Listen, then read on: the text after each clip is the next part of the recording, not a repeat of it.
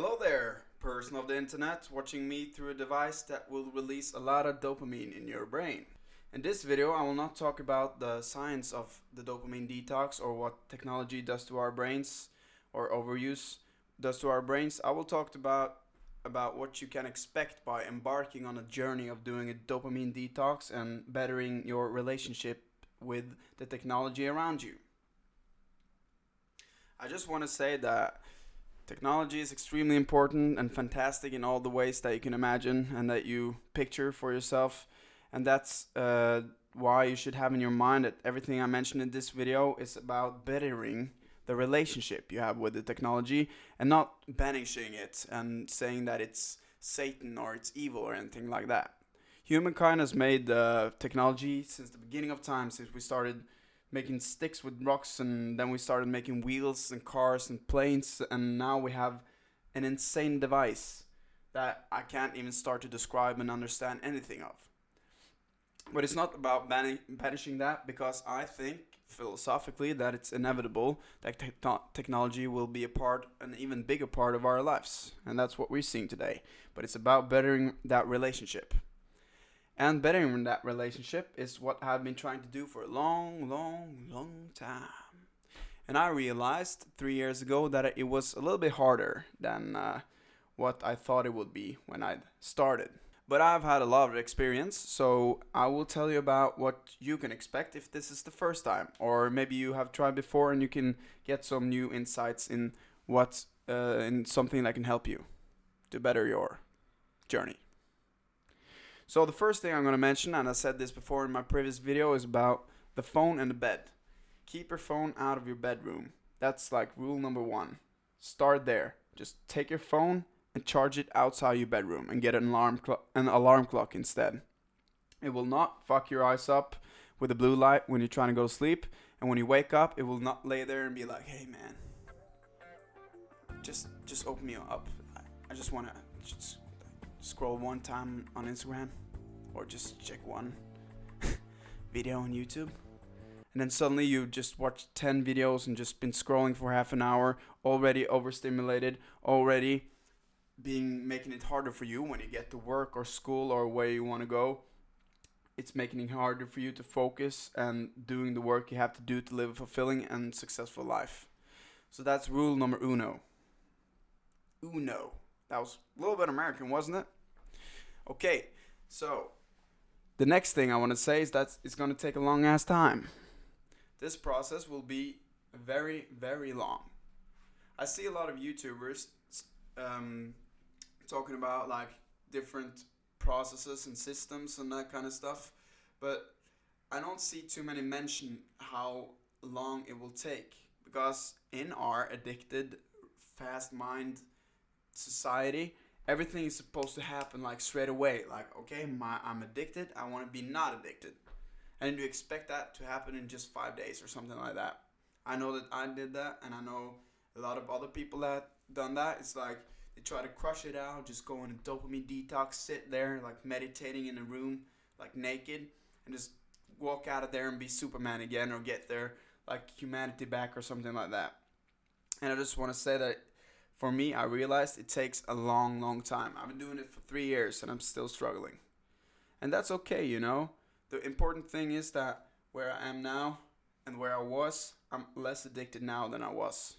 And overall, that should be your aim. Just do little by little by little. And when something takes a long time, it's very important that you have a good friend, and that friend should be you.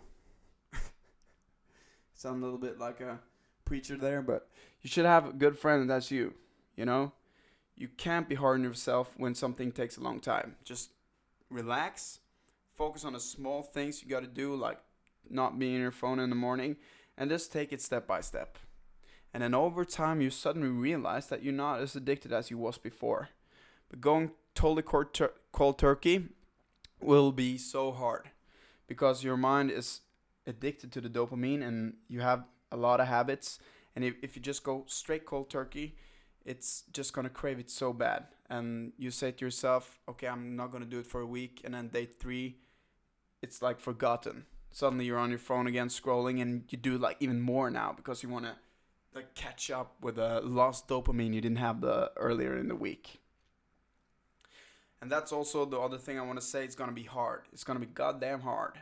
For some of you, it will be easy, but for the majority of people, me included, it's gonna be goddamn hard, and we need to fight it like it's anything else that it's bothering us in our lives. I think the most important thing when something takes a long time, is hard, it is difficult on us because of our habits. I think the most important thing then is to be kind with ourselves and treat ourselves with patience and understanding. We are just humans. Every single one of us are just people that try to do our best. Have a consciousness, and that consciousness is situated in between a web of systems and cravings for us to survive and drive this world forward. And because of our abstract thinking, we can be angry at ourselves for not fulfilling the things we want and getting where we want straight away. And this is something I've been such a fault of, just pushing myself way too hard and not understanding the systems I have in my body that actually have a natural response, and that this dopamine thing is a natural response your body is having. It's craving something that it think it's good for you. And you will not win if you just fight that like it's the devil. The relationship with you and the technology will only be better if you treat yourself with kindness and patience. Of course, make systems, be disciplined, and all that kind of stuff. But what's going on up in here should not be a fight. You want to treat your mind like a garden. If it wants to be fed with dopamine, try to tell it why it shouldn't. Remind yourself why you don't want that dopamine. Not that you're an idiot because you crave dopamine and that you're so shitty because you're addicted to the internet or anything like that. Just tell yourself what's the better alternative, and when it's like really craving, then you need to have systems in place, like for example that with not having your phone in your bed, that can help you win this war. And there are countless other systems of how you can set up your technology with blockers on the internet with blockers on the internet, and how you can have guides and just take the color off your phone and all that kind of stuff. So the number one most important thing is that treat it as something you're gonna beat with yourself together. It's about the relationship, and be kind to yourself. I don't know if this helped any, but maybe for some, and if I can just have one person be a little bit better in this journey and help them a little bit on this dopamine detox thing, then it's worth it. And I know it's gonna be watched by some. So if you're still here, wow, shit, man, that's a long time. I see my video is now almost 9 minutes long. Oh my god. And I'm just gonna sit here, continue to rant with you. How you doing, man? It's probably just a single one. How you doing? It's you and me now.